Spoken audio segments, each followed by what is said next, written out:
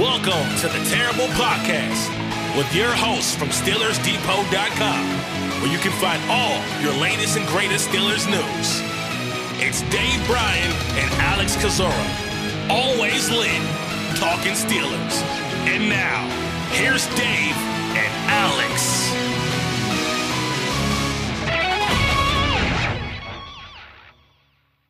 Welcome to the Terrible Podcast, Season 15, Episode 17. He's Dave Bryan. I'm Alex Kozora, SteelersDepot.com. Thanks for being back with us here this Friday, Steelers Nation. And Dave, our long national nightmare is over, and it ends exactly how things started. Brandon Aiyuk is going to remain a San Francisco 49er for 2024 and beyond. And on top of that, there's a bunch of other Steelers news to talk about. Russell Wilson officially quarterback one, Isaac Seumalo injury, practice squad, other injuries. I barely know where to begin on a jam-packed Friday episode. How you doing, Dave?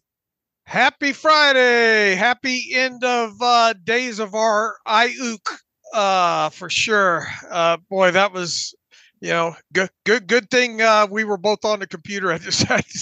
That was honestly been my biggest worry the last months. It's just breaking when I'm not around. I know a lot of people have Aiyuk fatigue at this point. We'll address more of that. I know a lot of people probably don't want us to open up the show with a lot of Aiyuk talk. So Alex and I decided we'll move that after more of this Steelers-centric stuff in here. We will discuss more of the Aiyuk stuff. But the big thing is at least that's come to an end at this point. But there is, a lot of other Steelers stuff to talk about. So I guess we could start with the shocking news that Russell Wilson has officially been named quarterback one. Were you sitting down when you said that, Dave? Yeah. I hope so. I've been sitting down the whole time.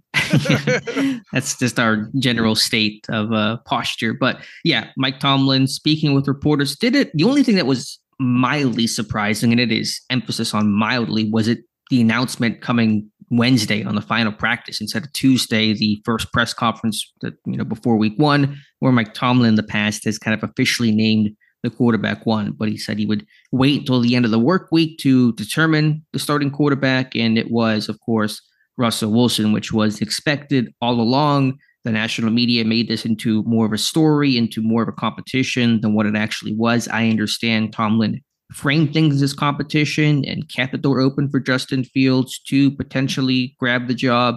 To me, that is 2022 all over again, when there was quote unquote competition between Mitch Trubisky and Kenny Pickett and Mason Rudolph. It was really in name only for a coach, like any coach who views competition as healthy and good in ways to bring out the best in everyone. So no surprise there that Wilson is QB1. No, not at all. And Tomlin also added on that it was a tough decision. It's just a courtesy lip service, I think, to kind of Justin Fields and to keep his spirits up on all this. But, as we said from the get-go, it felt like Russell Wilson really had to, fall flat on his face, and Justin Fields really be that much more better, not only in training camp, but in preseason. And obviously Russell Wilson missed a lot of time with that calf injury. And obviously Russell Wilson played very limited in the preseason. And it's not like Russell Wilson just shot the lights out, if you will, in his limited time. This is just, he's the veteran. He's the more experienced guy, the leadership capabilities. He's been there, done that kind of guy. Once again, this goes back to what we said really right from the get-go when all three of these quarterbacks landed in the quarterback room. It would take something kind of monumental for it to sort out any other way than what it did.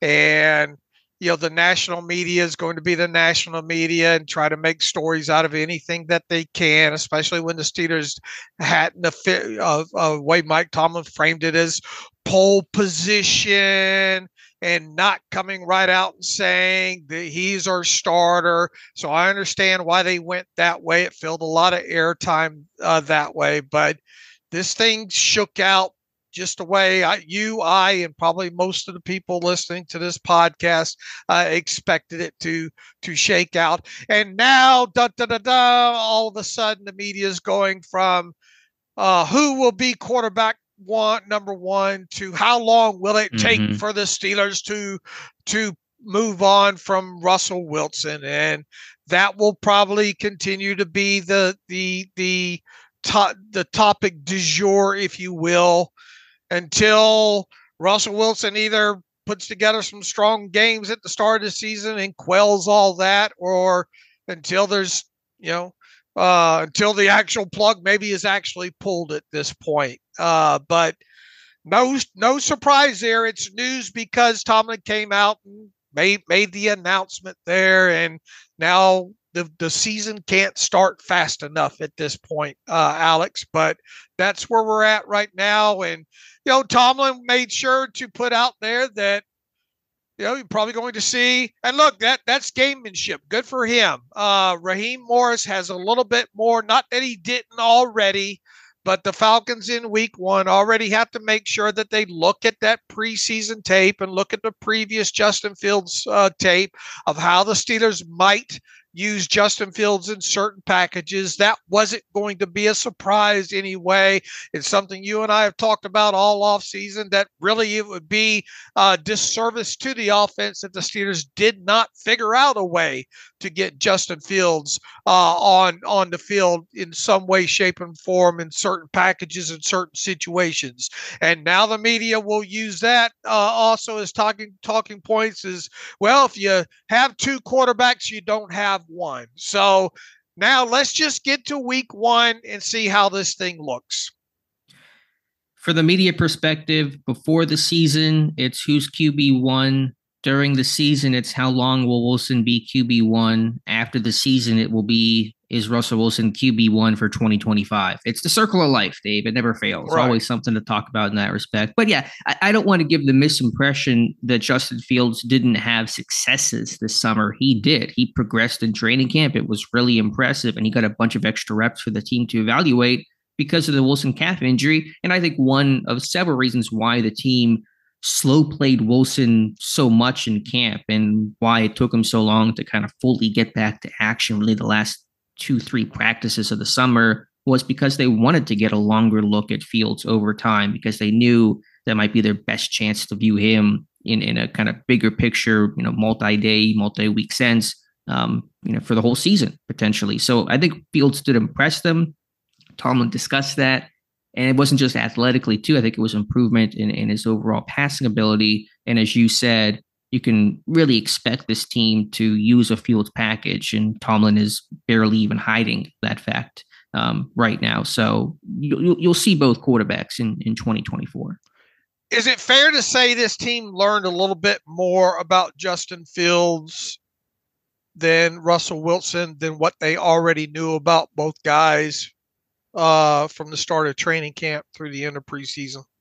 Yeah, I think that's fair. I mean, they're both new, but Fields participated every step of the way where Wilson didn't, and Wilson is older, and you kind of have a bit fuller picture of his whole career arc than where Fields is at. So that's probably a fair assessment.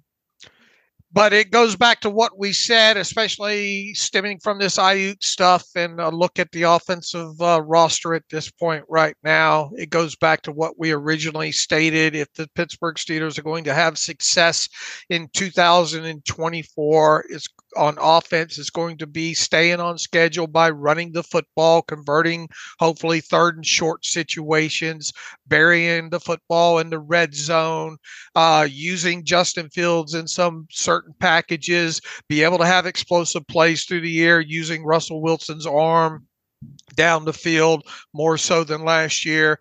The sacks have got to be limited. The negative plays have got to be limited. And this defense that this team's got, the money invested in, has got to pull their side of the ledger as well too. Their defense is going to help keep them hopefully in games, and the offense will score more points than they did last year. And that's how the 2024 Steelers will attempt to win games. Exactly. And to be clear, as much as we kind of joke and prod some of the national media about, oh, when will Wilson get benched being the immediate reaction, we don't know what's going to happen past week one. I've always said, in the summer, Wilson will start week one. What happens from there, who knows? It's all dependent on team performance and Wilson's own success. But so long as Wilson is competent and the Steelers are competitive, two, I think, reasonable things to occur this year, Wilson will remain the starter. It's going to take some either dramatic poor performance on his part or the team struggling mightily to being out of the playoff picture or bordering on that for this team to make a full-time quarterback change. In other words, if Russell Wilson comes out in week one against the Falcons, gets sacked 5 times, throw 3 interceptions, the Steelers lose, he's not going to the bench in favor of Justin Fields. Yeah, I mean, you can use 2022 as a guy. Trubisky got 4 starts and pulled at halftime of week 4. If he got that much kind of rope, then you would assume Wilson will get at least that, if not more. I know that Florio talked about, at the bye, they can make a decision. These are all nice little narratives we tell ourselves before the season starts. At the bye, make the changes. It's midseason. I get that, but that's rarely how things play out. It didn't happen with Trubisky and Pickett. They made quarterback changes in season, multiple times last year going to Mason Rudolph. So you just play things by ear. I mean, you would reasonably assume that unless it's just miserable, that Wilson will get at least the first month and probably a bit longer, and you take it from there. But again, as long as the team is competitive, which they always are, as long as Wilson is competent, when she's likely to be, then I think Wilson is the guy. You'll know it when you see it. Exactly, as Dave Bryant likes to say. Right. I think now. Look, obviously, if they come out there and Russell Wilson has a kind of game that I described, and hopefully he does it, then the fan base is going to. This fan base doesn't overreact much, generally, but there will be calls, for that. But long story short, for this segment, this played out as expected. Yes, that's the bottom line here. No surprise that Wilson was the starting quarterback, will be the starting quarterback for week one, the 4th in 4 seasons. The real goal is to get off this quarterback train of revolving starters. I mean, it's 4 straight years of a different starting quarterback to begin the year. You will not win. You will not show Super Bowl stability until you have quarterback stability. And so that's going to be the big goal, is trying to find the future as well. Uncertain with Wilson and Fields, free agents after this year, but you just hope you can finally stop having to play the who's starting a quarterback game. Watch that adjusted net yards per passing attempt stat in the first 4 games. If this team's going to win games, even if the defense is as good as we think that it possibly could be, that number better be at 6 at least.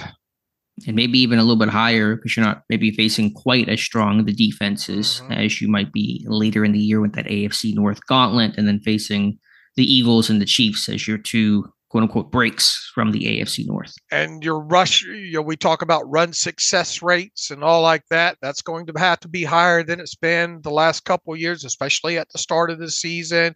There's not going to be a lot of time, like we've seen the last couple of years with this offensive line, to quote unquote gel and get their footing and all like that. This team's, the way the schedule at least sets up on paper, they got to win in the first half before they get to this bye week. They've got to win a fair share of those games, because it does get tougher.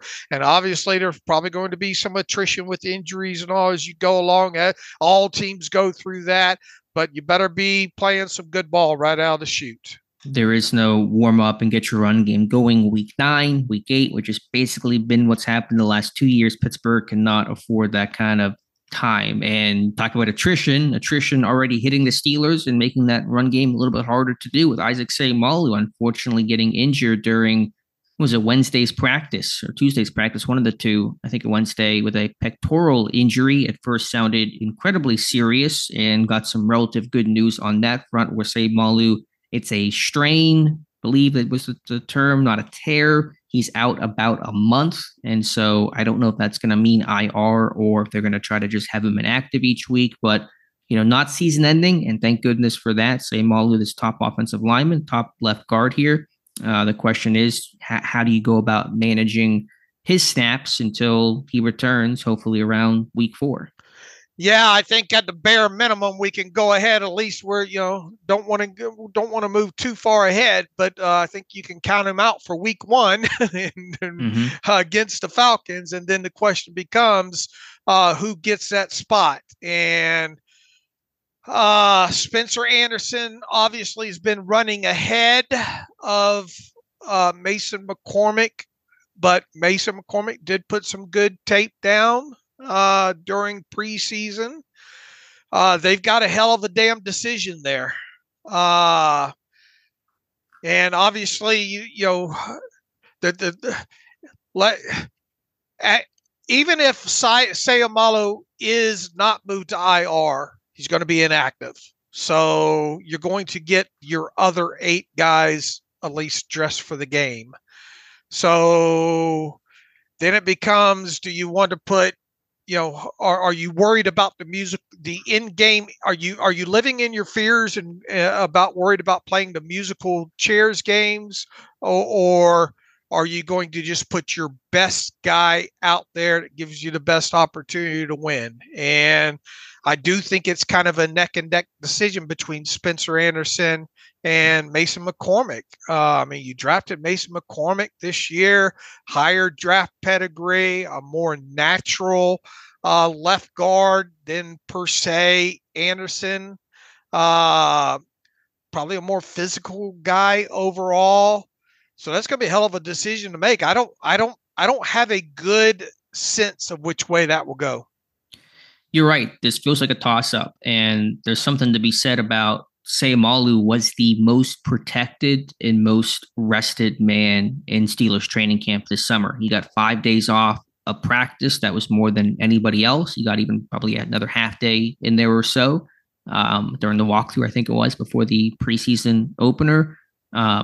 They didn't play him in the first preseason game. And as you pointed out a couple of times, he was the first lineman out. And I think the second and third preseason games playing fewer snaps than the other starting guys. What that did, though, was give a lot of extra opportunities for Spencer Anderson. He was getting 90% of those extra additional first-team reps when Seumalo was rested or out. And so you've seen a lot of Spencer Anderson in there working with, the centers and the left tackles and just the ones in general. That's going to give some additional comfort. But I agree, there's a real case to be made for McCormick still. He had a really good summer. He impressed me and surprised me in a positive way as much as just about anybody in Steelers camp.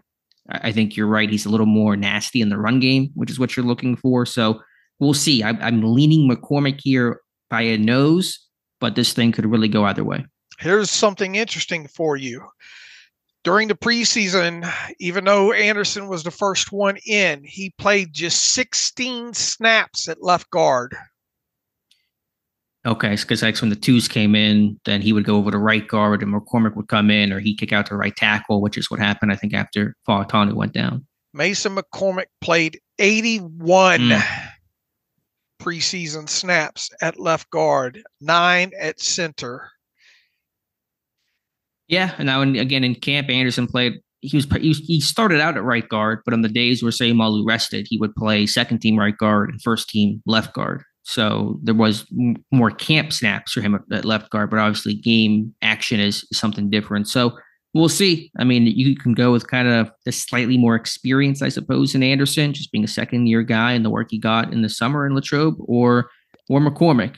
You could also argue, I think it's a more minor point because you're focused on, as you said, playing your best 5. But Anderson, if he's the backup, he's got a bit more positional flexibility, which is going to help for a team with a bunch of O-line injuries and uncertainty for week 1. So, you kind of prefer that as the backup more so than McCormick, who's kind of more limited to left guard and emergency center work, I suppose. So that's another maybe just small factor in all this to consider. At my gut, if I had to make this decision based on what I've seen in the preseason so far, and obviously knowing these two guys coming out of college, would be to go with McCormick. Yeah, and you wouldn't be wrong about that. Again, I thought he had a really strong summer. I thought he adjusted to Pat Myers' techniques in pass pro much quicker than most interior offensive linemen do. Usually there's a pretty steep learning curve, even for veterans. But McCormick, I didn't see that really at all. So we'll see which way this thing goes. I like McCormick. And I mean, that James Daniels unlikely to return next year. You get a good look at McCormick to start out the year and have some good tape on him to kind of feel good about what he could be in 2025 as a potential, long-term season-long starter. Just another thought, but obviously the here and now is just playing the best guy at left guard for Atlanta. And again, I gave McCormick this slightly like 51-49. It'll be him over Anderson, but this one again can really go either direction. Right. I don't have a good sense of which way they'll go. I hope, I don't know how much it'll leak out. If the reporters are smart, after practices get underway next week, they'll get the players to confirm you took first team snaps, at whatever, between those two. So we should get a good sense, I think, before the week 1 game of who's going to fill that spot. I hope so, but I could also see a rotation where, like, that first Monday practice, they're both getting first team left guard work. Anderson probably gets the first nod over McCormick, which is how it worked in training camp. But my expectation right now is we'll come out for like the Monday, Tuesday practices, and I don't know if they practice Tuesday, but Monday, and sit there and say that, they split for first team left guard work. All right. So theoretically, we'll see how the Fautano stuff plays out. You could have 3 rookies on that offensive line, couldn't you? You absolutely could. You could have McCormick and Frazier and Fautanu. And I was just starting to research, and I don't know if you know it, Dave. When was the last time Pittsburgh started 3 rookies in a week 1 game on the offensive line? Oh, wow. I know they did 2 with obviously Dan Moore and Kendrick Green in 2021. But there was no third guy. So I was trying to do some light research, and it's probably going to be a rabbit hole that I have to go down. And maybe they've never done it. I don't know. But I was thinking about that the other night. Yeah, I'd have to go down the hole too. And the one thing Pittsburgh's dealing with, they have not dealt with really for 2 years, is injuries on the offensive line. They have had the best O-line injury luck in 2022, where none of the starters missed a game. Only team in football where all their starters played 17 games. And last year they were generally healthy too. Dan Moore missed a small bit of time. They made an in-season change in benching a core forward. That was not for health reasons. That was for off-field reasons, allegedly. So this is the first time Pittsburgh has had to deal with injuries on the O-line, and kind of their good fortunes have begun to run out. Yeah, it has been a nice run. Remember back a couple of years ago when through the first, I don't know, I got it somewhere on the site, through the first, 14 games, they had 10 different, this is back when Legursky was with the team, had something like 10 different starting offensive line combinations or something like that, something crazy. Yeah, and it went the other way the last 2 years where they had almost perfect health, and now you're kind of back to the regression to the mean. Now, the good thing is I think Pittsburgh has created a really solid 10 group of offensive linemen coming into camp to help insulate against some of these injuries, but it's still attrition, and it's still tough to deal with. Right. And we'll now wait and see if they move Seumalo to IR, designated to return. Right. That'll be a big thing to watch. If so, he'll be out at least the first 4 weeks / first 4 games. Pittsburgh has no bye week over that span. We'll see if they can maybe avoid that and get him back for, say, that week 4 game, which would be against the Colts, correct? Week 4 against Indy, I believe. I have to look. I don't have that pulled up right now. I think it's because week 5 is Dallas. Week 3 is the opener at home at Acrisure against the Chargers. So pretty sure that's correct there. Yeah, week Falcons, Broncos, Chargers, Colts, Cowboys. Okay, there you go. Speaking of that, I should just mention briefly that you made a really good point the other day in our Discord chat. We talked about on the previous show Logan Lee being this 8th defensive lineman, which felt weird to be that heavy. You theorized, could they be having him initially make the 53 and then placed on IR to return to get him back, because he did miss the finale against Detroit with an injury, and that you might be right about that there, Dave. Matt, I didn't think about, either one of us didn't think about that while having that conversation, because of, you got several things in play here. First, it was why do they have 8 is the first question. The second is, Logan Lee did not play in that preseason finale there because of some reason. Now, not that you can read a lot of it. I've been trying to look at the practice pictures from Steelers.com. Have not spotted Logan Lee. That doesn't mean anything. It just did not qualify in the pictures to get put up on the site. So it's hard to read into that. I don't think we've heard anything from the media out of it. Obviously, they couldn't report it unless somebody, unless he talks about it. But it does make you wonder And look, this team still hasn't added or subtracted from their initial 53, right?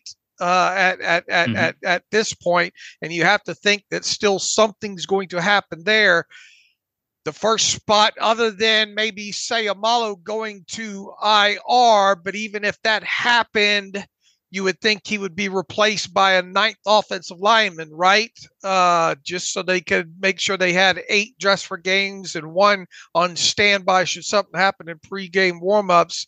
It would still feel like any addition that they make to the 53-man roster at this point between now and week 1 sure seems like Logan Lee's the one in the crosshairs, whether it's just being waived outright or potentially, I got a feeling he's going to go to IR, designated to return.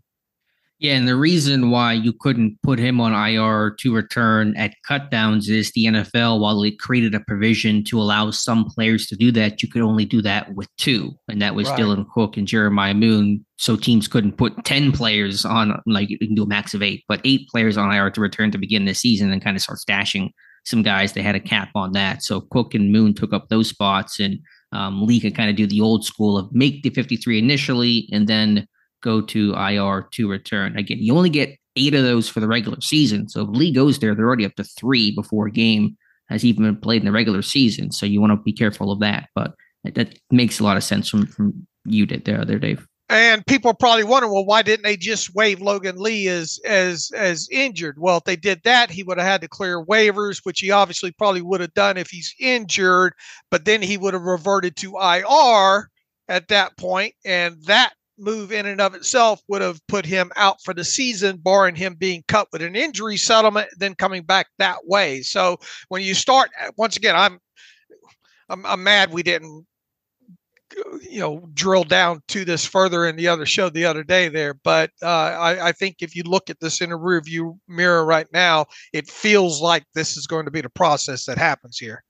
Yeah, and why it hasn't happened yet, as you pointed out, there just may not be a corresponding move right now. The team is off. They're not practicing until Monday, so we should know our answer by Monday. Right.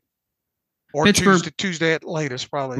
Right. Pittsburgh putting together the first half of their practice squad. I know they've been one of the later teams to announce their practice squad, and they still have 8 more official spots to announce. They've announced 8, though, all guys who were in training camp so far with the team, and running back Jonathan Ward, fullback Jack Coletto, tight end Rodney Williams, defensive lineman Jacob Slade, outside linebacker Marcus Haynes, in 3 corners, and Anthony Averett, Thomas Graham Jr., and Zion Gilbert. And so, 3 offense, 5 defense right now, a couple of corners. Averett got released before the finale, and he came back. Interesting there. That was probably courtesy. They probably said, go see what you can find out there, and if not, you're welcome to come back to the practice squad.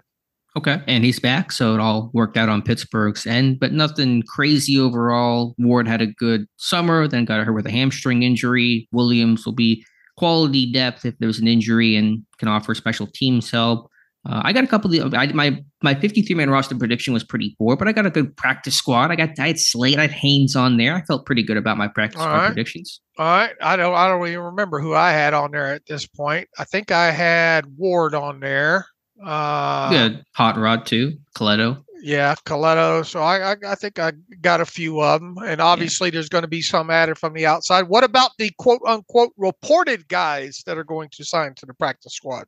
Right. I know there's some questions about what about the other reported external players. Those have not been officially announced. The 8 I gave are the ones the team has officially announced. I'm sure with the team being away, processing paperwork, getting guys in the building, passing physicals, those things should come Monday. And so there's been a couple outside names reported. We talked about Boston Scott, the running back with the Rams this summer, most known for his time with the Eagles and destroying the Giants and breaking their hearts. That's not been made official, but still hope that'll happen. Wide receiver Brandon Johnson, formerly of the Denver Broncos, like a height, weight, speed kind of guy that worked with Russell Wilson, was also coached by Zach Azzani, the Steelers' current receivers coach when Azzani was out there in Denver, and Doug Nestor, a versatile offensive lineman from West Virginia and teammates with Zach Frazier, reportedly also coming. I think he played right tackle this preseason. So those are not official. We'll pass along word when they are, but those have been reported. Nestor's got to be viewed really more as a guard, though, right? Guard center more than anything. Even though he did in the preseason with the Vikings, I think he was exclusively right tackle. He was 69 snaps there. And how big is he? I'm getting conflicting measurements on him. Let me check draft scout. He had some size. I mean, Pittsburgh had showed some interest in him in the pre-draft process. He said he's almost 6'7", 308, 33-inch arms. So he might be a tackle with some of the tackle injuries they've had. All right. But he has played some guard in college too, right? I forget his whole background. I remember him being versatile because I remember looking at his name a little bit. Obviously, I just lost my place here. Let me try to check where Nestor had been playing. Oh, does it listed on his site? 52 starts at West Virginia. He played right guard in 2022 and 2021, mostly in 2020. I don't know if he kicked out to tackle his last year. Something tells me that he did, but I'm not seeing that on the web. It looks like, moved to right tackle in the spring of 2023. So mostly guard, a year of tackle. We'll see if Pittsburgh, will he get promoted if Seumalo goes to IR, because he's that ninth offensive lineman if Seumalo does go to IR to return. Yeah, 33-inch arms too. Yeah, which is borderline, but I hadn't checked his tape too much. So yeah, we'll see if Seumalo goes to IR to return, and so does Lee. That's 4 of your 8 spots right there. So you better hope for a pretty clean fall, because you've already used half your designated to return spots. Right, exactly. All right, what else? Anything else Steelers centric we should talk about here, Dave? Am I missing anything, or do you want to get to the big elephant? I guess first and foremost, just kind of wondering where another move might come from here, to the 53-man roster. We haven't heard anything on a corner. I know Ray Fittlepato went on the radio, I think this morning, said, they will add a veteran slot corner. And, we still got the questions about who's this team going to go with at the Gunners. I suppose we could see a couple of elevations for that first week, but they're not done. Oh, we have some news here. John Rice Plumlee is going to Jacksonville. So that's disappointing. I had a whole post ready on football justice for John Rice Plumlee. I got to scrap now. But according to his Instagram story, he has a number 18 locker down there in Duval. So it sounded like it was reported it was with the team on Wednesday in the locker room, which would indicate he had signed to the practice squad, but obviously did not occur. So he's going to the Jaguars. All right, good for him. And obviously he got drafted in the UFL, right? Yeah, I think by Arlington. He was taken in the first round there, so they would hold his rights if he ever went to the UFL. But right now, he is still in the NFL. Okay. All right. Interesting. I don't know. I lost my place there. Yeah, will they bring in any outsider? Yeah, Pittsburgh did not. They may have made a waiver claim or submitted one, but they were not awarded any players off of waivers. Want to be careful of the language there. None of the players that they waived were picked up on waivers either, but they could still sign veteran free agents who were vested and did not have to pass through waivers. And so those things could probably get figured out here Monday. Still no updates on Miles Boykin. I don't believe he signed to the Giants practice squad yet. And so we'll see the status on him. Watching that name, my guy, Zach McPherson, was not claimed. And so he's a free agent. We'll see where he ends up and any other moves that they make. But right now it has been status quo, no changes to the roster. All right.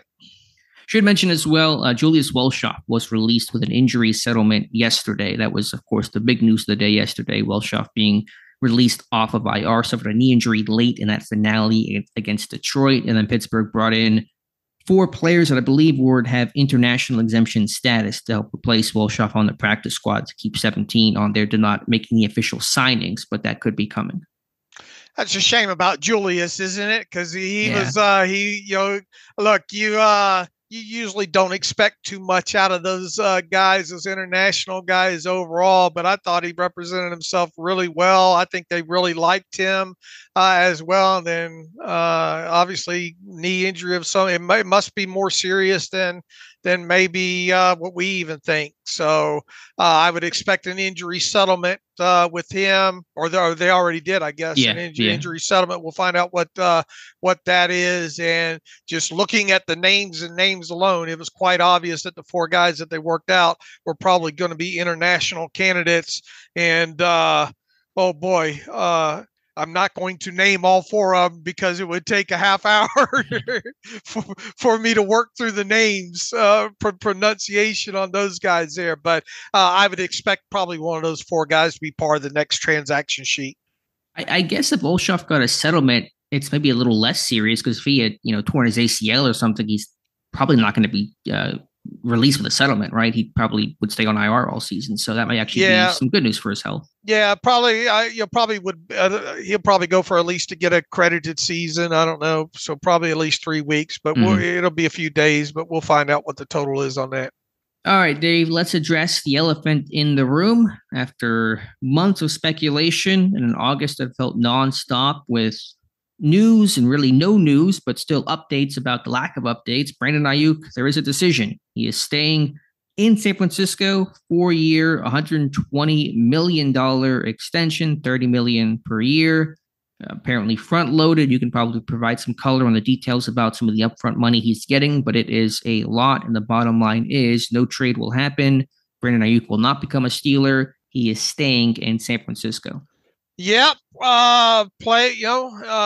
Kudos to him and his agent Ryan Williams for playing the card that they did, and I haven't seen the full context of the layout yet, but to my understanding, it's 4 years, 4-year extension for $120 million, and what did they say? 72 million? Was it 72 million through April of next year? I'm trying to find out where. Sounds about right. It was 72 or 76. It was a lot of money up front. It wasn't, put the money at the end of the contract to inflate the average yearly value. It is legitimately very real, money up front for Aiyuk.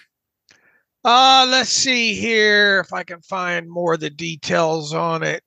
Looks like he's expected to make 47 million between now and next April.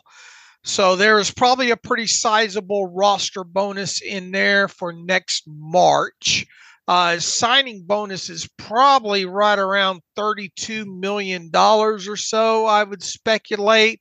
And his first year base salary, probably, I don't know, the minimum, another million or so there.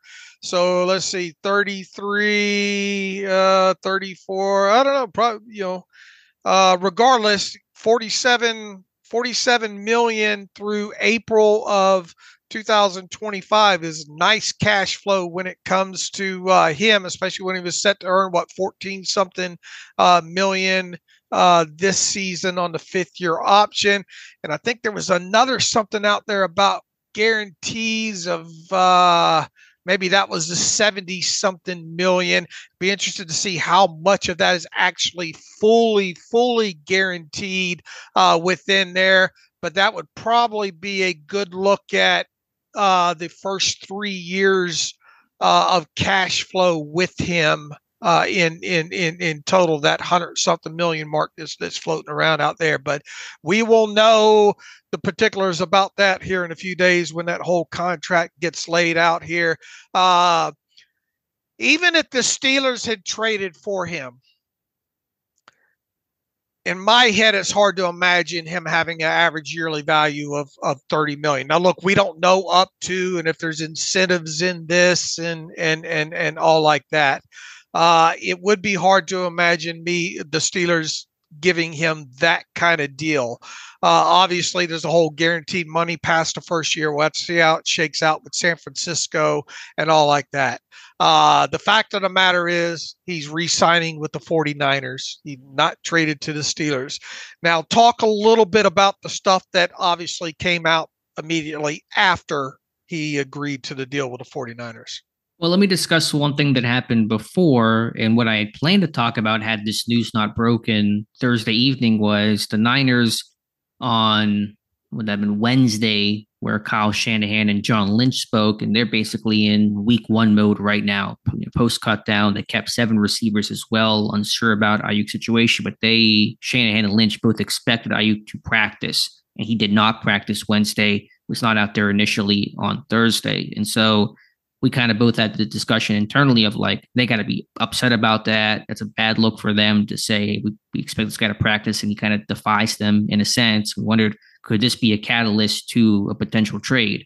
Maybe it became a catalyst towards getting a deal done and then finally being able to hammer out whatever obstacles there were to overcome that. But that was kind of the structure I was going to bring today of, he's not practicing, they got to be pissed. Where does it go from here? In the end, it led them to a deal. Deadline spur actions, right? As the great Andrew Brandt would say. Yep. Well, his other thing is there will be lawyers. I don't think there's going to be lawyers here, but look, you roll back to kind of some of the negotiations they've had with some of their other players, right? With Bosa and Debo, those were kind of 11 and a half hour deals, right? I don't think Debo was. I thought Debo got his done. What earlier, wasn't there someone else? Who was the other? Bosa was like 3 days before the Steelers game last year. And Trent Williams is still hanging in the balance, and he may be a Nick Bosa where it happens right before week one. That's the Niners' next order of business. Right. And I would imagine they'll get that. They'll figure that out here pretty quick now at this point here, now that they have Aiyuk done. Look, this will be the most memorable trade that didn't happen for the Steelers. That's a sentence for sure. Now, you had asked about what came out right after that. I believe you're referring to the trade the Niners attempted to make with Denver. Is that what you're getting at? Yeah, that aspect of it for sure. Yeah, then the other one that Adam Schefter and these guys are, but Ryan Williams disputed on Twitter about how that this was the same offer as back. What did he say? August 10th or 9th or whatever, that nothing really changed. And Aiyuk, they just agreed to accept the deal. And then Ryan Williams came out on Twitter and said, that's not factually true, but the check still cash and all like that. There has been so much, Alex, that's come out or supposedly being reported dating all the way back to March, that at this point, regardless of who you trust or whatnot as your go-to, guy, us outsiders might think, we trust the most. It's in totality at this point, it's so hard to separate what might be fact and what might be fiction, at this point. But within that, I would like to think that something happened there in the final hour that got this past the goal line, so to speak, and that this wasn't exactly the same deal that had been on the table since early August or whatnot. That's my first thought on this. The second thing is talk about the whole Denver aspect of it. Yeah, the good news is, from the West deal on the table or not, it's moot. I don't care whether it was or the deal that was there or if there was a change to it. That's all for the 49ers to care about. I don't have to care about that stuff anymore. What was interesting, and I do love that after this saga wraps up, there's a resolution. We get the 20 reports. All the reports come out. Yeah. All the stuff like, you didn't want to tell us this a while ago, apparently, and that's a whole source thing. It doesn't matter. But Diana Rossini had tweeted out that the Niners, and this tracks with the reporting that was happening over the month of August, where the Niners, we know they wanted a receiver in return. That's why they talked to Cleveland to maybe get Cooper back, to talk with New England, get Kendrick Bourne back. They wanted a receiver back, and even reporting they were looking for a third team to try to facilitate that, be a middleman to make all this work. And so her reporting is the Niners proposed a deal that would send Brandon Aiyuk to Pittsburgh. Pittsburgh would send a second and third round pick to San Francisco. Denver, which is out of the blue, Denver would send Cortland Sutton to San Francisco. And San Francisco would send a third round pick they got from Pittsburgh to Denver. So Pittsburgh would get Aiyuk. The Niners would get Sutton and a second. The Broncos would get a third round pick. The Broncos turned that down. They said no. And so that was the impediment to an Aiyuk 3-team deal getting done, which would have been just absolutely insane to read across my timeline had that actually been pulled off. Right. Now, how going back, looking at things in the rearview mirror now at this point, to me, and when did the Broncos adjust Sutton's contract? That was like right July around 25th or so, right around there. And then once that happened, I mean, he could have still been traded, you know. And I assume the trade offer came after the fact from the Niners, after Sutton got his deal readjusted. That's my assumption. Okay. That's certainly plausible because it's not like they gave him more money, right? They just pushed up money, or what did they do with his contract? Just gave him a raise this year, essentially, right? A small raise of a couple million. It's been so long that this thing's gone on so long now. At this point, I'm trying to remember what exactly they did to that contract. Right. And again, hopefully we can talk about this a whole lot less. I made the mistake, Dave, of checking our Facebook Messenger today, and they are not happy about us talking about Aiyuk still. We have some unkind words in my inbox, which I usually try to avoid on Facebook. But anyway. Well, they're just going to have to get over it. I mean, this is what we do. July 25th, signed a restructured contract that is worth up to $15.2 million this season, including $1.5 million in incentives. It seems like my memory is that they just added more incentives to him. Okay, but I think they were stuff he should be able to hit as his team's number one receiver. Yeah, either way, they adjusted his contract. It was not a brand new contract. It was just them, doing what Pittsburgh did to AB in a similar sense of, and even what Cooper and Cleveland of giving him some money for this year. Right. And I don't think it's guaranteed. So in other words, he still would have technically been from a dead money and all like that, easy to take on contract or whatnot. It still would have been probably plausible even after but here's the thing. You don't adjust a contract like that with thinking that you might get rid of the player. Sure. Their intention in Denver's stance all along was we're keeping Sutton. I mean, Sean Payton talked about that during OTAs that he's our guy and we're not moving off of him. Here's kind of my overarching thought at this once again in the rearview mirror when it comes to this and trying to give some credence to all of these minor reports after the fact. It seems like the likeliest time that Aiyuk might have happened to the Steelers would have been just before the draft. Because remember, the Steelers restructured the contract of Alex Highsmith right before the draft to free up more cap space.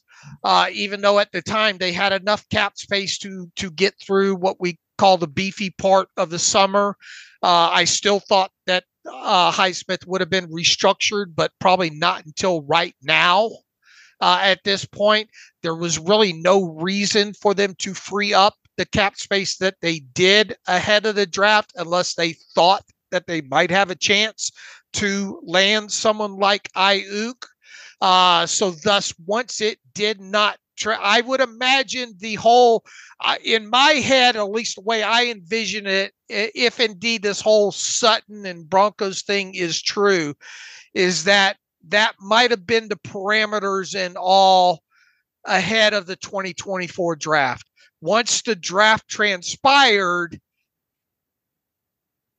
to me, the further you got away from that, and especially once you got to the point where the Broncos adjusted the Sutton contract, to me, it became more less likely for the Steelers and more predicated on how pissed off Aiyuk could make the 49ers. Yeah, and it does just sound like the roadblock was really post-draft was at that point the Niners needed a receiver in return. Had this deal been done before the draft, potentially the Niners could have just gotten picks because they could use that capital on receivers. And of course, they drafted Ricky Pearsall in the first round. So I don't know, but that certainly once they got close to the start of the season, they wanted some players who could help them back in return to maximize their Super Bowl window. Pittsburgh could not offer that. And that really seems to be the reason that deal never got done. And it begs the question, what if Pittsburgh did not trade Deontay Johnson to Carolina? Had Johnson remained a Steeler for whatever reason, would he have been the guy to get an Aiyuk deal done where Pittsburgh sends a 2 and Johnson to San Francisco and Aiyuk is a Steeler right now? I think that is a likely scenario. I think that is plausible for sure.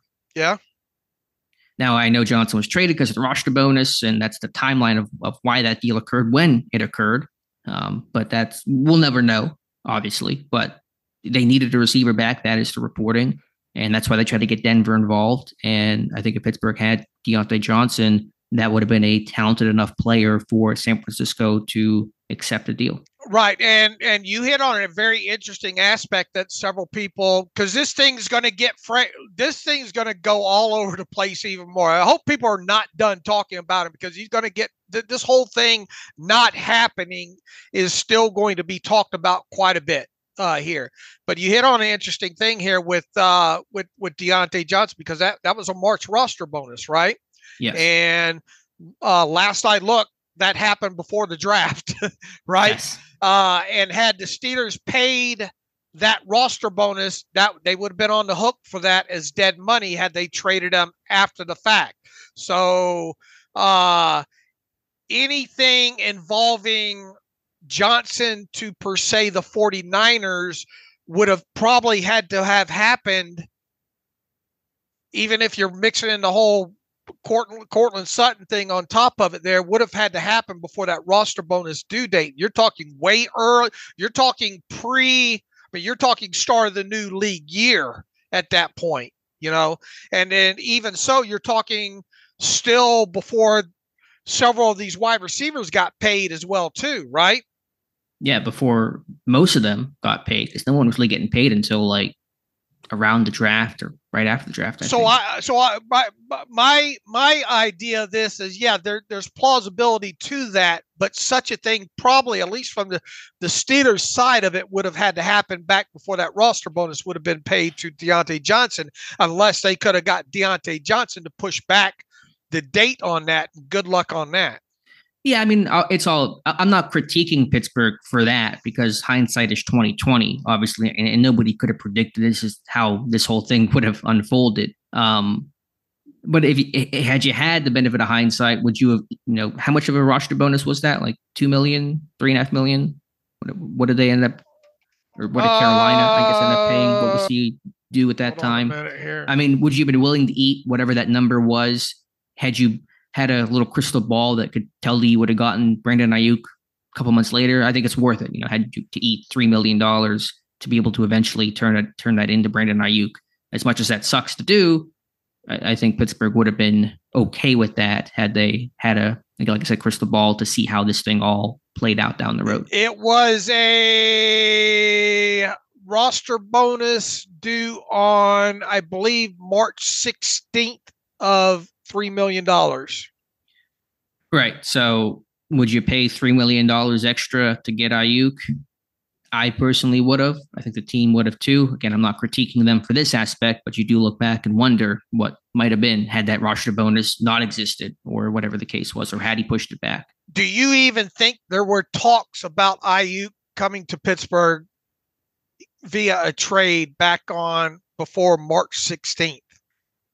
Probably very little, if at all, to be honest with you. It's hard to say for sure, obviously, but I think the Aiyuk, I don't think the Niners were trying to deal Aiyuk that early in the offseason process. I agree. Where I'm going with this is this will sound great for people that don't stay in touch with everything and just listen to talk radio and what the papers will have them believe. But there are a lot of intricacies in here that you can start punching holes in that thing when it comes to Deontay Johnson. And I see where you're coming from. If you would have had the foresight to know, well, we're going to be in this Aiyuk thing, maybe we'll go ahead and pay this roster bonus, which that's a lot.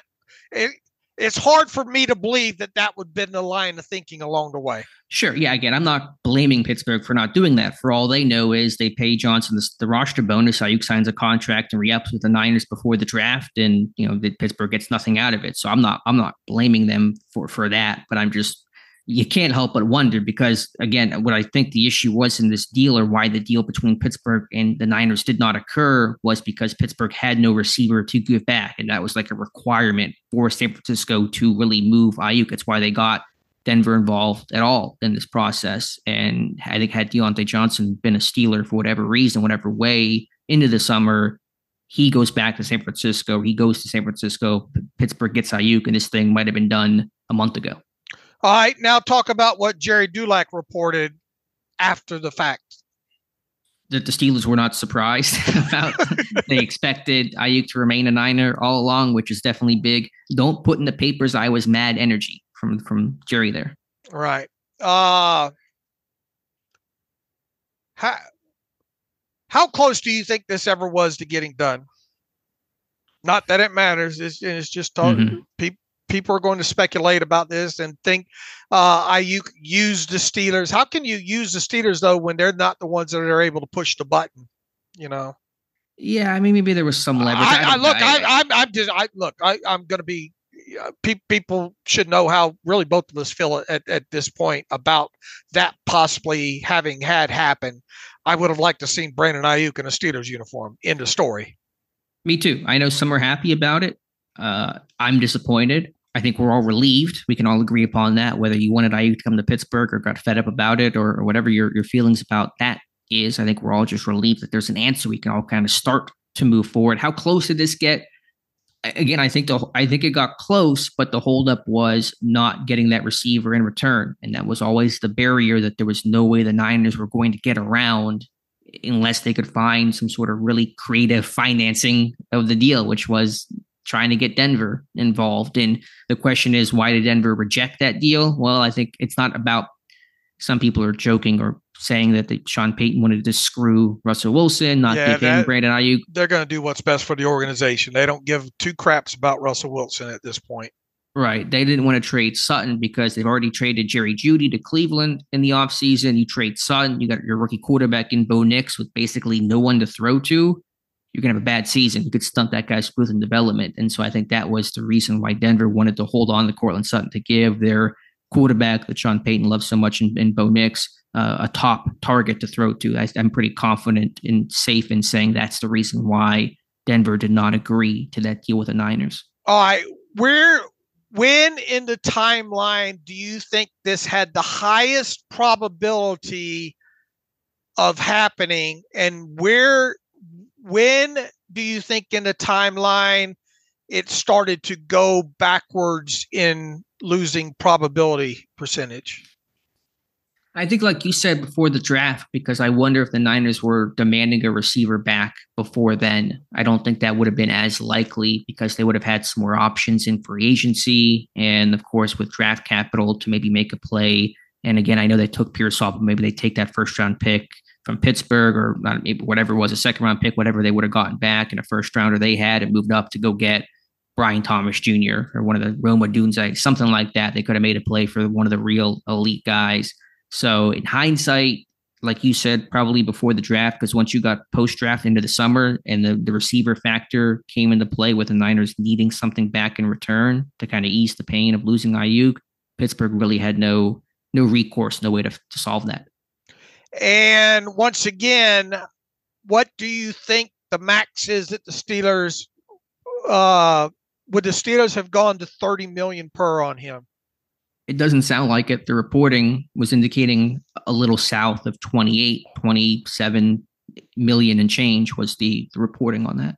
Which jives with the way they do business. And do you think he would have gotten fully guaranteed money past first year? And once again, we don't know what the 49ers have done here. Obviously, he got a signing bonus, a nice hefty signing bonus with him. It will be interesting to see the full guaranteed layout of this thing.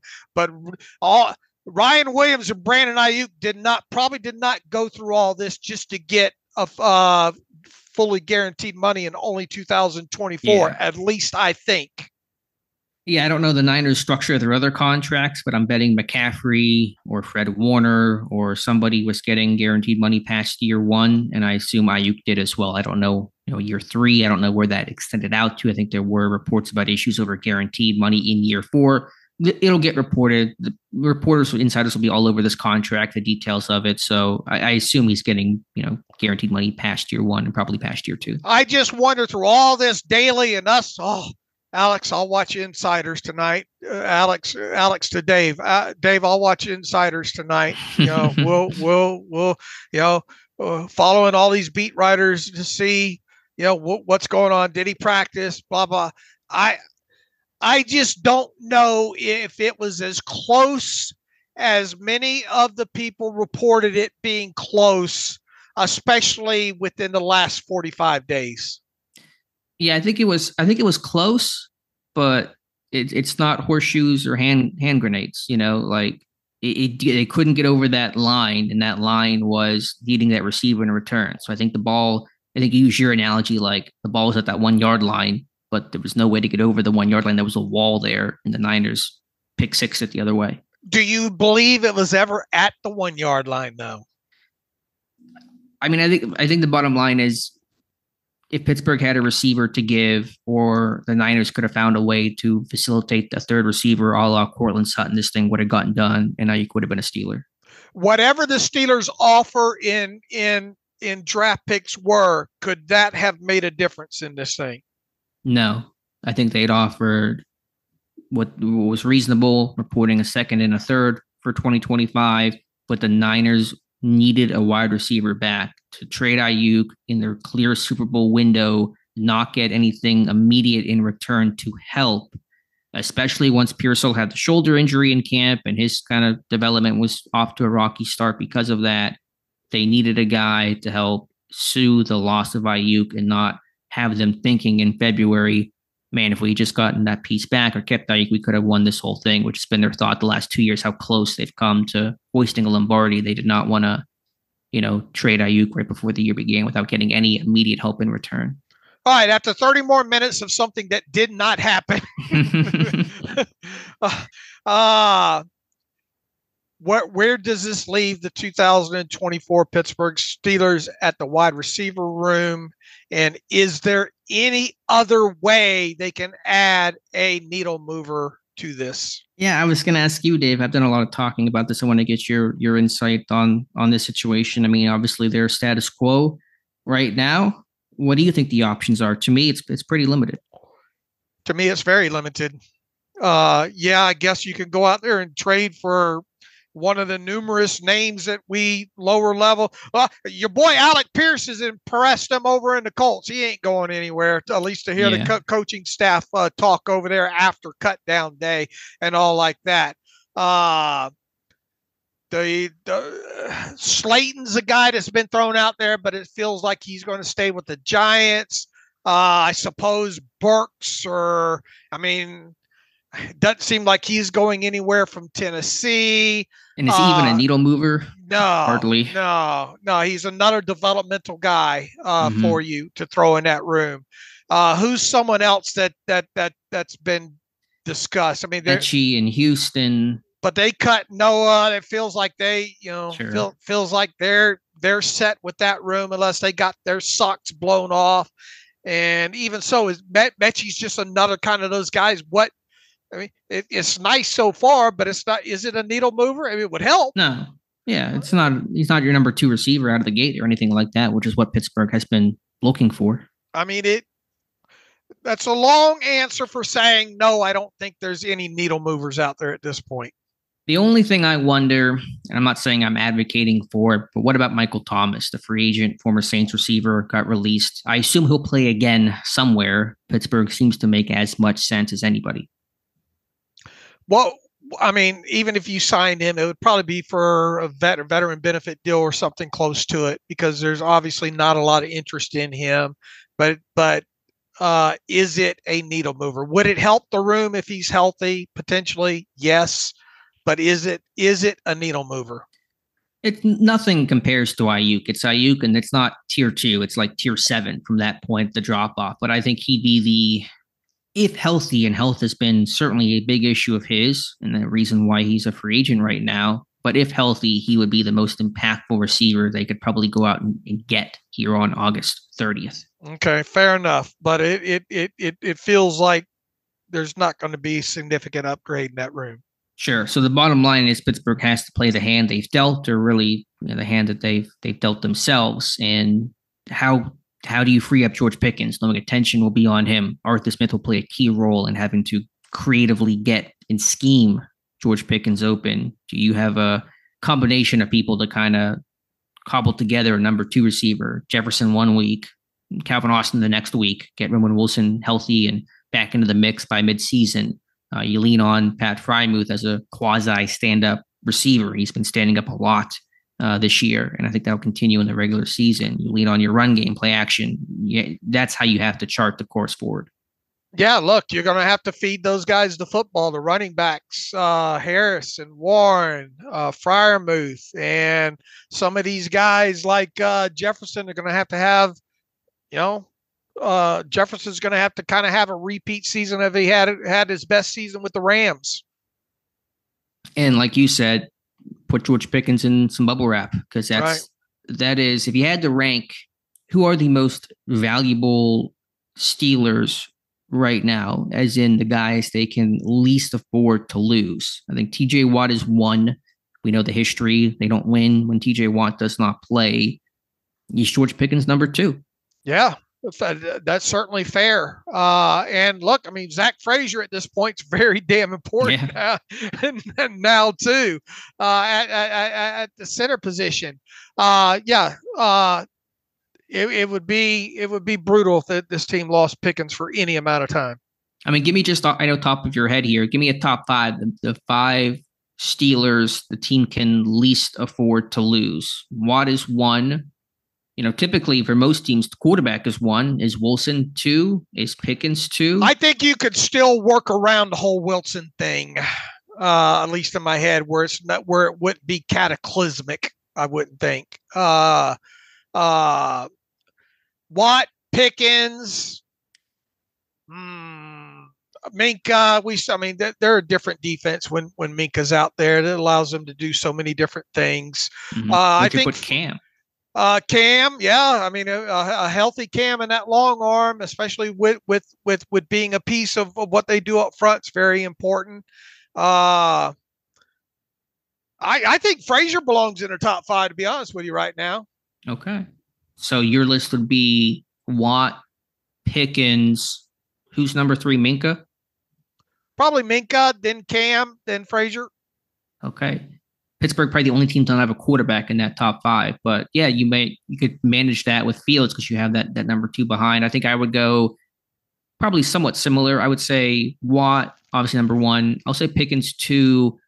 I'll still put Wilson three just because the ball security aspect with Fields scares me, and quarterback is still quarterback. So I'll put Wilson three.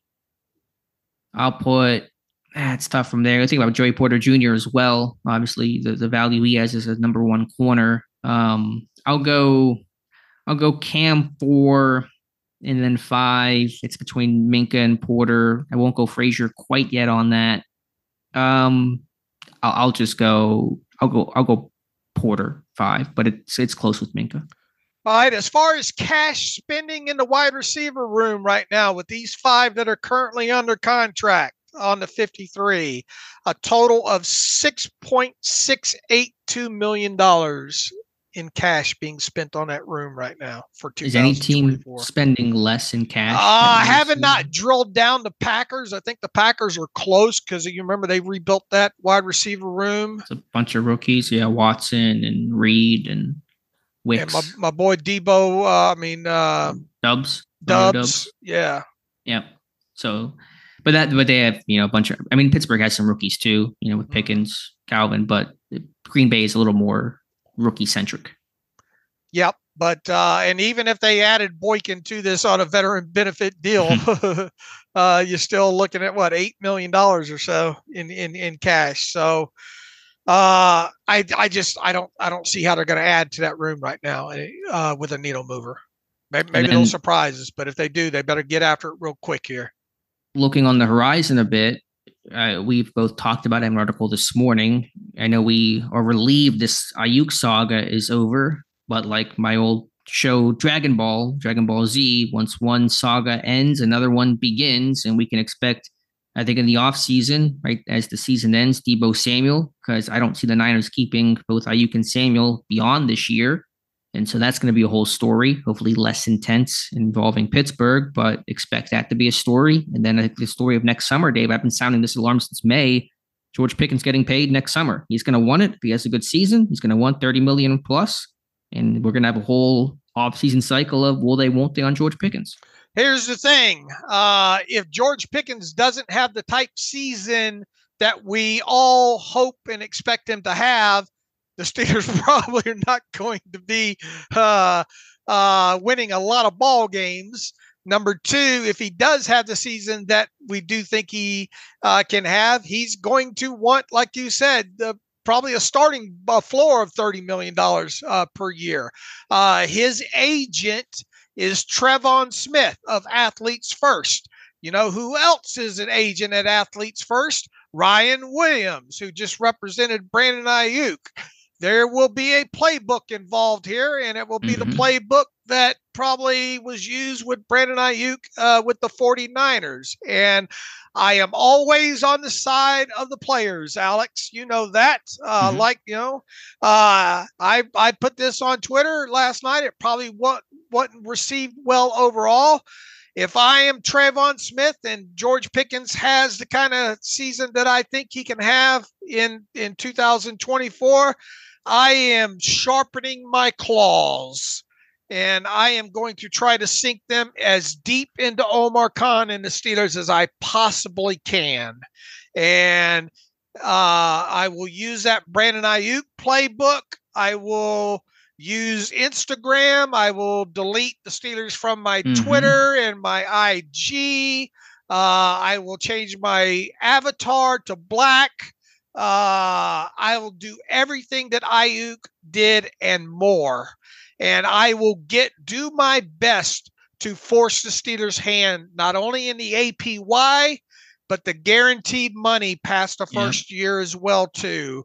The only mode of defense that the Steelers will have is for Omar Khan to go up to his office and go to that case that he has lighted and actually remove that franchise tag sword from it and come out of his office brandishing that. That is really his only weapon that he'll have. And here's the other thing. People don't like, a lot of you like me talking about cash. A lot of people don't. Agents are not stupid. I'm not the only one that looks at the cash situation here. And even regardless of what happens here in the next few days with Pat Freiermuth, Cam Hayward, and Najee Harris, this team is going to be in a situation where they're going to have to get some cash on the books for 2025. And obviously paying George Pickens would solve a lot of that. These agents, Omar Khan going to come out there brandishing that, well, we'll use the franchise tag on you after 2025. Well, if his Pickens representation is smart, they're going to say, yeah, well, we can deal with that. How are you going to go about filling your cash quota, basically? This is going to be a gigantic game of cat and mouse. I have a feeling starting next March. Yeah. I mean, you thought it was bad with Aiyuk. Imagine when it's happening to somebody currently a Steeler in terms of the will they, won't they, and every movement and social media posts, like you said. I expect the same to happen. And it's a player's right. I'm not begrudging George Pickens for that at all. And people would say, well, how is he going to get paid $30 million per? Well, the receiver market continues to heat up. Jamar Chase has not even been paid yet. Whatever other receivers get paid as the salary cap rises as well, prices go up. Everyone's trying to get what the last guy got or get more than what the last guy got. So that's where Pickens will come in at, and we'll keep talking about it, but buckle up. It's going to happen next summer. And it's too bad that they can't pay George Pickens right now, because you would like to try to get ahead of it, but the CBA stipulates that he has to play 3 seasons before he can sign an extension. So what if he doesn't have the type of season that we think or he thinks he should have because of things that maybe things beyond his control, usage in the offense and all like that? What if he comes out of this with 80 receptions for 1,000 yards or whatever, He still may want to get paid. I mean, he's eligible to get paid. And when you're eligible, you still want to, and he still is going to have a good body of work. Now, if he were to get hurt and only play in 6 games, then okay, this probably becomes a non-story. But if he has a healthy season that's even reasonably productive, it's going to be a conversation. And certainly if he has the type of breakout, huge season that we think he's capable of having as the clear number 1 target in this offense, it's going to be front and center and really no getting around that if you're Pittsburgh. I mean, if you're Omar Khan, yeah, you can wave that sword like you said, but it's going to be tough to quiet that story come the spring when he probably will consider skipping OTAs and going from there. Right. Get ready, folks, is all we're saying. I know this, and normally we don't look this far ahead at this kind of stuff, but you can see the smoke out in the distance here. Yeah, I wrote May 31st. The article was finding a receiver what might be the story, the Steelers headline in 2024. Paying George Pickens might be the headline in 2025, and I still stand by that, stronger than ever post Aiyuk. Resolution. And look at the shape of this current wide receiver room. It could impact Pickens' numbers this year. In terms of him getting attention and curtailing his production? Yeah. And then what's his attitude going to be? Right. Again, the other component's going to be there'll be a faction of analysts and pundits saying, don't pay this guy. He's too immature. He's too unpredictable. You're going to regret it. Like, that's going to be a conversation too. And we don't even know what's going to happen. There'll probably be something that happens with Pickens during the season where he's frustrated and either mid-game or post-game or social media. So I'm not looking forward to it at all, but I just know it's coming. The shortest way to avoid all this potentially would be try to get a deal done as early in the spring as possible if you can. Which is always smart because prices always go up. The Niners are paying more for Aiyuk than what they would have paid him back in April. But receivers and agents, they're not dummies too. The longer they wait, the more the market goes up, the more they can get paid and the more they can kind of squeeze and leverage the team. So, as you said, deadlines per action, there is no deadline in March. And so I think agents are comfortable waiting things out, especially given how many receivers have gotten paid because they've waited amount of time before doing a deal. I agree. So anyway, that's where this thing is headed. The silver lining, and you can talk about it, Dave, is now that Aiyuk is figured out, this hopefully will accelerate and get some extensions done with Pat Freiermuth, potentially Cam Hayward. I think a lot of business Pittsburgh has been planning to do has been slowed up and stalled by the Aiyuk situation. Yeah, and this team returns back on Monday, right? So with the team away, it's kind of, could it happen tonight? Would it happen on a Saturday or a Sunday? Probably not, based on their history. So if by 4 o'clock or later this evening, we don't hear anything on extensions, probably Monday or Tuesday of next week. At latest, probably Thursday. And that's Freiermuth, Hayward, which I know may not have any new money. And then I know you're still, Najee Harris. Is that a possibility, especially given Pittsburgh's very light cash spending situation? Yeah, here's the thing there, and it's a giant, they've got the CBA dictates over a 3-year period that teams must spend 90% of the total cap number through the 3 years in cash on their players. And they are almost, and there are several reasons behind people. I get a lot of tweets. You probably do as well too. They don't need to extend Freiermuth. They don't need to extend Hayward. Mm-hmm.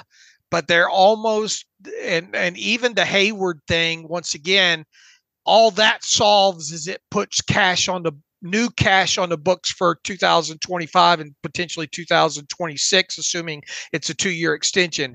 Neither one of us are expecting it to be an above and beyond, at least huge, impactful cash outlay in 2024 as part of a Cameron Hayward extension. Mm-hmm. The Freiermuth one obviously would. You're looking at anywhere between an additional $13, $14, or $15 million in new cash being spent on him this year. Obviously, it puts more cash on the books and base salary in however long the extension goes beyond 2024. So this team is still, right now, they are the lowest spending cash team for 2024 as things stand right now. They're like $8 million behind like second place even at this point. They have got to spend some cash between now and week 1, especially knowing that they don't do deals once the regular season starts. So expect Freiermuth to get done. Expect something to get done with Hayward, even if it's not more additional cash above the $16 million in 2024. And don't forget about Najee. If Najee gets his extension, Dave, the victory laps you will take, I will feel them from Pittsburgh. I'm not one to toot my own horn, Alex. I'm not the no. one that says I told you so. And look, am I 100% guaranteed this is going to happen? No. But the math is the math is the math. And also, if I'm Najee Harris right now, I am going to be mad as hell if you ask me to play for $2,439,198 in 2024. And yet he has done everything. He's been a great teammate the entire summer. He's gone through every practice, every contact session. He has not done anything to leverage that situation. All right. After all this talk, and look, we went back. I remember the conversation that we had a couple of weeks after they declined the Najee Harris 5th-year option. And then we said, let's revisit. I said, let's revisit this. And that's when I started to look at cash and things from a different perspective. And then the whole why maybe they didn't pick up the 5th-year option because of the 2-year out thing and all like that. Mm-hmm. From that point forward, when I said, wait a minute, not so fast, my friends. Mm-hmm. My Lee Corso moment within all this. Has your thought speculation at all changed with the Najee Harris possibly getting an extension here before week 1? No, it is not. I'm not going to put it at 0. I've made that mistake at putting things at 0 before and being burned, but I think the odds are very low. I'd be truly surprised if it did occur. How for the whole scenario that I've painted here on this whole thing with him, with the amount he's set to get paid, the cash flow, and then the whole tinfoil hat thing of the 2-year out with the 5th-year option thing not being picked up. Will all that mesh up into a nice little I told you so ball for me if it gets done? Oh, yeah, because you not only for me, but you're the only person I've heard still talk about the Najee Harris possibility. I think everyone else has shut that off. National media, not that they're talking about it much, but local media. Some have said like he'll get paid maybe after the season, but I think you're the lone voice that believes it still could get done before week 1. So there'll be, you'll have every right to gloat if this does occur. Now, once again, I have never been to the point where I'm going to guarantee it will happen, but all the factors that I've talked about within this would lead me to believe that it's more probable, a lot more probable than a lot of people would think. Do you put it above a 50% chance that it occurs? Yes. You do. Do you put it above a 75% chance? I know we're getting into some arbitrary numbers here. I'm at 74 point. Look, I mean, I'm not behind. I am at the mercy of what I think that I know. Sure. What is as things stand right now, what is the cash spending percentage for 2024 for the Pittsburgh Steelers? Are they at like 75%, 70%? No, they're not that low. What's 206 million divided by 255.4? They're at 8.8. They're at 80.7%. Okay. So, and you're going to be at 90 over a 3-year span. Right. So let me lay it out this way. Okay. If they only do Freiermuth and if they do Hayward and they don't give him new money, then you haven't moved the cash needle, right? For this year. This year. All right. But if you do Freiermuth, and let's say that's $15 million in additional cash this year, that would put you, let's move this up to 221. That's 86.5%. All right. That 4% might not seem like a big difference there overall, but you got to remember what will be on the books or not on the books for next offseason, and then the cap escalating and all like that on top of it. You can almost guarantee Freiermuth's going to get done, right? Yeah, I'd be very surprised if it did not. People may not like it, but I think it will get done. And it almost has to from a cash perspective. Right. There is still a little bit of that gray area. Here's the thing: you're going to have to spend cash next year, 2025. Okay. Now we can start having the conversations. Will TJ Watt get a new deal? Will that impact that? What's the quarterback situation? What's going to happen with Dak in Dallas? No idea. No idea. We might have our answer here sooner rather than later. But a lot of people say, well, they're just saving the cash to go all in on a quarterback. Well, how do you even know who the there's going to be a quarterback to dump a gob amount of cash on, And how do you really know? Can you be guaranteed that a mega TJ Watt deal we think a TJ Watt mega deal extension will be done next summer? And then there's the whole George Pickens thing. How is that thing going to actually play out? Right. But my whole contention is that this team's going to spend a bunch of cash next year, and they know that somehow, some way. Maybe you can't guarantee one name, but Pickens, Watt, quarterback, free agent splash, his team, showing that they can pay a free agent, paying Patrick Queen a bunch this year. I think that's how they make up the difference. What they get Freiermuth done this year, they're at 86%, and you're going to see heavy cash spending next year because some of those possibilities will take place. Maybe not all of them, but some of them will, and they're big money. And it's a good pushback on you on that end. Getting Najee done now is not a make or break from a cash situation, because even if he was to get a new deal, you're not moving the cash needle all that much. How much cash would there be? Just humor me for a second. Assume Freiermuth does not get done. Assume Hayward does not get done. Assume that only Najee Harris gets done. Where are they at cash spending for 2024? All right, let me pull back up my mock contract that I did for I know you have it on for Najee Harris here. It's tattooed on you at this point. I have a total cash flow in 2024 if he gets an extension of $10.2 million, and then you would need to subtract what he's already on the books for right now, which is a cash amount of 2.439. So let's just say it's an increase of $8 million in new cash. Okay, so that would give them $8 million. They're at 209. What was the number there? 206 roughly right now. So let's just move it up to 215 million. Okay, so that's at a 255.4. Right. So they were at 80.5%. They're at 80.5% cash spending right now. With Harris, they're at 84%. So you get about a 3.5 point increase on the cash spending.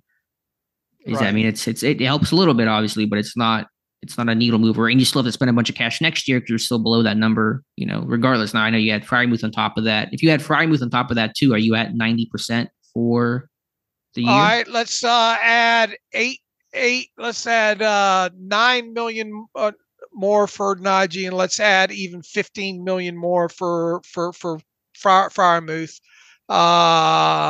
What's that? 24 million. That puts you at 230 million, right? Yeah. And you are at exactly 90% cash spending in 2020. It's funny how the numbers work. The math is the math is the math. Math is the math. So we shall see. So we'll see. We'll see. Freiermuth's getting done. Hayward's probably getting done. Once again, Hayward does not move the cash needle. Freiermuth will. And then once again, byproducts of extensions for both Freiermuth and Hayward do put money on the books for 2025. Right. Because right now they are low in cash. They are near the bottom in cash spending for 2025. And we don't even know what the cap number is. We just know what the cash number is. And they can't be at the bottom 2 years in a row. I mean, they can, but that'd be insane to do. Trying to make it all up in year 3, that's when you make a lot of mistakes as a franchise. And look, even if they end up at only like 82, 83% cash versus cap this year, knowing how this team acts in free agency, they would have, how hog wild would they actually go next offseason in free agency? Well, I think they're showing they can act a little differently. They just signed Patrick Queen to a record deal. I think we're going to see a similar type contract next year. I have no idea who or where or But anything. what's it going to be relative to the cap increase too? Yeah, I mean the prices will go up. They, I don't know. They go after a corner and get paid a lot, or maybe they go after a receiver. I have no idea who's a free agent next year. Point is, they're going to spend a bunch of money. There'll be players to spend money on. I promise. Hey, let me roll back to one of the biggest core things that I think is here when it comes to Najee. I just don't see how they can ask him to play for 2.4 because he's under contract. His contract dictates it. Like, you don't have to do anything. He's not even making a stink about it. He's literally acting as solidly as you possibly could. All right. Okay. I mean, I get your point. He's underpaid. There's no question in terms of what he brings to the team, the value he brings to the team as a starting running back, probably the most run-minded offense in football. But there's no obligation for this team to do anything, and he's not making us think about trying to push them into doing something. All right.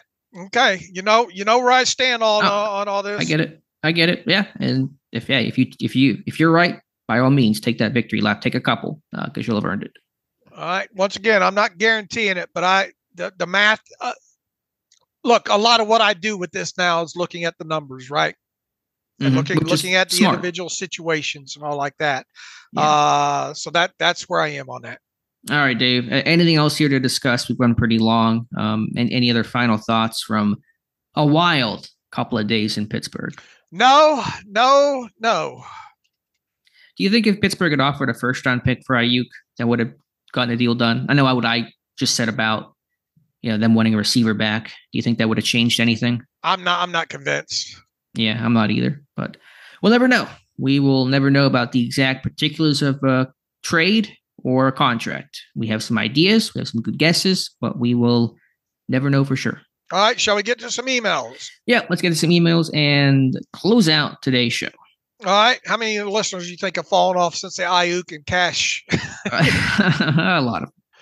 Right. Charles writes in, putting your tinfoil hat on, do you think the Steelers have kept an extra defensive lineman in case they don't reach an extension with Cam Hayward and he decides to hold out starting week 1? Also, I believe they won't be interested in signing Miles Boykin until after week 1 due to the guaranteed contract for veterans who are on the roster for week 1.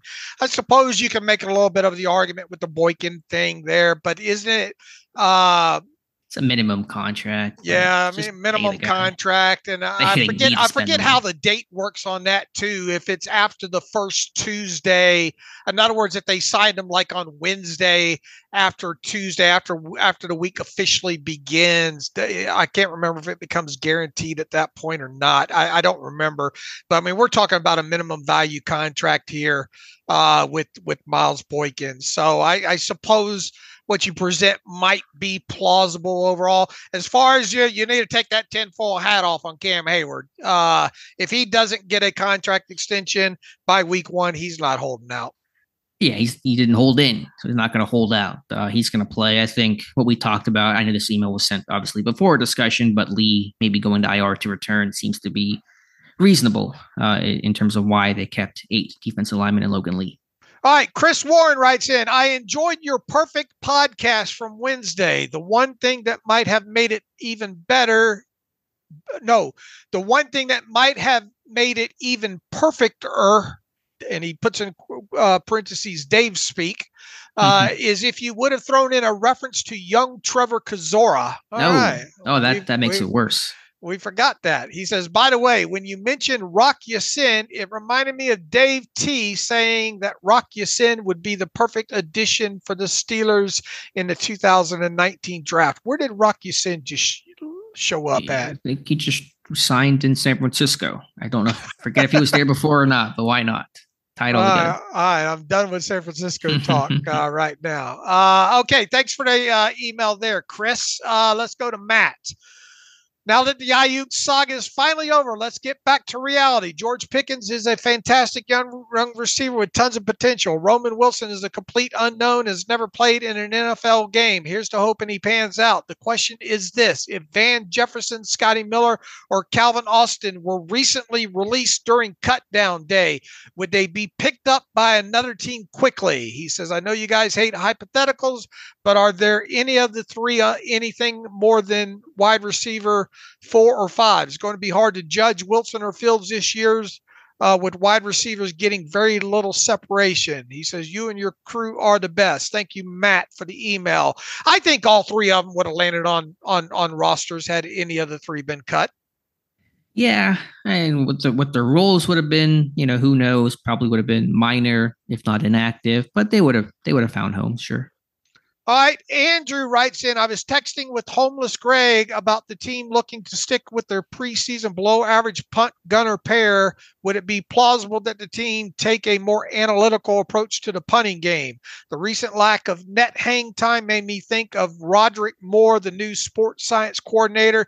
Do you think they look at the optimal launch angle for punts, where net yards are basically the only concern? It seems to me that on a punt from inside your own 35-yard line, they would have figured out the optimal launch angle to maximize net punt yards, not too high to make the kick short, but not too long where the coverage unit doesn't have time to close in. This seems like it should be on top of mind for Johnston and Moore to team up to figure this out. So some math, some geography.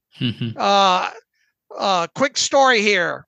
I was great in math in preschool, up and doing times tables and knowing my flashcards and all like that. When I hit algebra and geometry in high school, I'm out. I was out. Yeah, I was the same. Once they put letters in it, I was like, I'm good. Yeah, I was out. And my math teachers would be very impressed that I'm able to follow along with the cap and all like I do now. But I was out as soon as I hit geometry and calculus and algebra and all like that. All right, your thoughts on analytics and the punter? I mean, analytics touches every, I think, aspect of how players get evaluated, and I do think Pittsburgh is more forward-thinking analytically under Omar Khan than they were under Kevin Colbert. Does it get into the launch angles of how Cameron Johnston punts? I think you got to be careful about that, because when you talk about technique and kind of the stroke of the way that you punt the ball and try to mess with that for something that Johnston has done for a long time, you might get diminishing returns and get poor results when you try to get so dialed in at a 37-degree angle. I don't think they go that far, but they know the value of net punting. That's not even analytics based necessarily. That's something I think that's been viewed by special teams coordinators and teams for a long time. And that is the number that matters the most. Your net punting matters certainly more than your gross. So I think they do look at that for sure. There probably are some analytics involved in hang times and success rates on returns of hang time that's 4.5 seconds plus stuff like that. I don't think it gets into the nitty gritty about launch angles, because that's how you can actually, I think, really hinder players by getting them too focused on those particulars. All right. Thanks for the email, Andrew. Greg, Homeless Greg. He just mentioned Homeless Greg. Here's Homeless Greg. Dave and Alex, what is your level of concern? Oh, he starts us off with the topic. The standard is the, never mind. Dave and Alex, what is your level of concern with Cordell Patterson's lack of participation in the preseason for the new dynamic kickoff? With his timely signing immediately after the new kickoff rule was put into place, it would make one assume that it was a large reason for him being signed. However, the players used in the preseason are not even on the 53-man roster. Patterson got snaps in both the Bills and Lions preseason games, so fear of injury must not have been a high level concern for the coaching staff. Do you think this was Tomlin or Danny Smith's call? Andrew Gallus will be in Atlanta watching their kickoff strategy with a microscope. The standard didn't seem to be the standard. I don't think they're as would I've liked to, and would have Alex had liked to have seen Cordell Patterson back there with his new kickoff rules during the preseason? Yes. Do I think the Steelers are overly concerned about it? No. I'm with you, Dave, 100%. I would have liked it too. This is a Tomlin decision. Tomlin determines who plays and all that. It's not a Danny Smith type of thing. Smith has input and has an opinion. And what did Tomlin say? That coaches have suggestions, but Tomlin makes decisions. And so that these are Tomlin calls ultimately. I would have done it, but yeah, I guess the team just has confidence in the body of work for Patterson. Returning a kick is returning a kick, whether. And that's kind of true from the returners aspect. It hasn't changed a ton. I mean, it changes some, obviously, but bottom line is you're returning a kick, and that's not new to Patterson.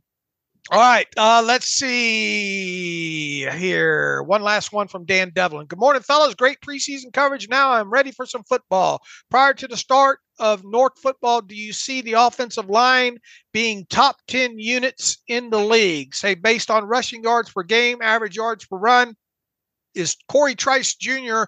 boiler up, he says, able to play in the slot? He certainly attacked the run, but is he twitchy enough in coverage?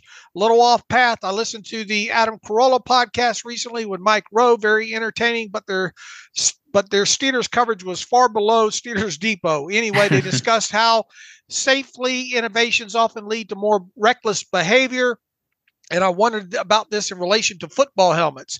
You discussed recently helmet caps and the benefits. Just curious, do you think the NFL would benefit from less innovation, maybe old leatherish helmets where the head is not weaponized or some derivative? A less sound helmet would limit leading with the head and possibly reduce some trauma, but not help with Watt's situation when the other body parts hit the head. Thoughts on that? Looking forward to a great season. Take care. Interesting thought on the whole going backwards with the quality helmets, and you're not going to get that from a player safety NFLPA standpoint. These guys, even if you put some guys out there with leather helmets, some guys are just going to say, I got to get this money, I don't care what part of my body I put in harm's way here. I understand that, but no, I don't think that they'll go backwards in safety innovations. The first part, do you see the offensive line being top 10 units in the league, Alex? I mean, right now they got to get healthy, and that's not a good way to start the year. So I'm not optimistic they're going to reach top 10 standards by those metrics. I don't know what my expectation is for those types of things, but I think top 10 might be a little strong, especially given the lack of health for this team. And yeah, the leather. I've heard the leather helmet argument or kind of quasi adjacent ones a lot, and the NFL will get sued into oblivion when concussions come out 20 years from now. And listen, they were getting concussions back with leather helmets. They just didn't know what concussions were, or it was seeing stars. They didn't test it the way that they did. And yeah, some guys might play safer in terms of not utilizing their head. But what about a quarterback who gets knocked down, hits the back of his head off the ground, which is such a common thing today? Has the leather helmet protect that? Those kinds of things. So I know that gets discussed a lot. Just go back and look at soccer and look at the A11 league or A7 league, whatever that league that Tomlin watches is. It has no pads, no helmets. But no, I think you don't go backwards in terms of helmet technology. All right, what about Corey Trice and sub package in the slot? Yeah, is he a true slot corner? I don't get that vibe. I mean, I think he's former safety at Purdue, and they can kind of play in those dime packages and kind of play in that space. But I don't think he's going to take over like what Beanie Bishop does or what Mike Hilton does. No. All right, I agree. All right, we got through the emails there. Anything else you'd like to add before we get out of here? Any breaking news? I'll check the timeline here, but how relieved are you that the Aiyuk situation is at least done and having an answer and not having to kind of online fret about it and wondering when that shoe's going to drop? I'm so glad. I've had alerts set up on that and all like that, and yeah, I'm glad it's over with. Me too. So take some solace in that. But that's all I got, Dave. We'll come back on Monday. All right. In the meantime, get whatever platform you're on, Apple, whatever, Spotify. Leave us a review or whatnot. If you're tired of, if you want to give us 1 star and said too much Aiyuk, or 1 star Dave stutters too much, or we don't talk enough about Trevor Kozora or whatever, just give some feedback, and help us in that. And also, if you listen to this on YouTube platform and all, like and subscribe, what all the kids tell you to do and all like that. And all we don't put enough emphasis on getting that kind of feedback. You can follow me on Twitter /X at Steelers Depot. Follow Alex at Alex_Kozora. Follow the show at Terrible Podcast. Email the show, theterriblepodcast@gmail.com. If you like what we do and want to donate, SteelersDepot.com, hit the donate button. Also, if you like an ad-free version of the site, SteelersDepot.com, hit the ad-free button. Follow the directions that way. Fun show. We mixed in a lot of stuff today, Alex. Some good talk here. So now we'll be back on Monday, barring anything significant happening. So as always, thanks for listening to the Terrible Podcast with Dave and Alex.